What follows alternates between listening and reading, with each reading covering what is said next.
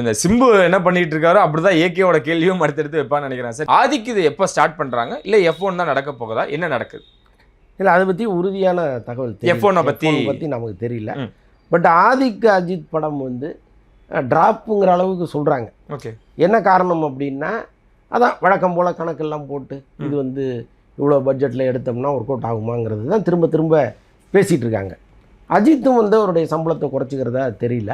இந்த படத்தையே அஜித் அதாவது ராகுல் பேரில் அஜித் தயாரிக்கிறாரு, ராகுலுக்கு சில ஏரியா மட்டும் கொடுத்துட்டு பாக்கியெல்லாம் பிஸ்னஸில் அவர் எடுத்துக்கிறாருங்கிற மாதிரிலாம் தகவல்கள் வருது. எனக்கு தெரிஞ்சு அஜித் அப்படி இறங்க மாட்டார்.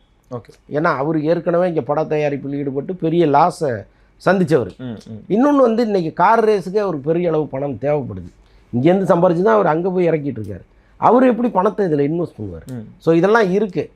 பட் எனக்கு தெரிந்து இது ஒரு உள்ளார வந்து ஒரு சின்ன சிக்கல் ஒன்று ஓடிக்கிட்டே இருக்குது. ஓகே, அதனால தான் இன்னும் அறிவிக்காமலே இருக்காங்க. பட் ஆதிக்கு மட்டும் அவருடைய ஒர்க்கை பார்த்துட்டு இருக்கார்.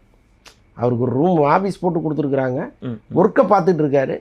அது சீக்கிரம் எவ்வளோ சீக்கிரம் ஆரம்பிப்பாங்க அல்லது இன்னும் தள்ளி போகுமாங்கிறதெல்லாம் ஒரு டவுட்டாகவே இருக்குது.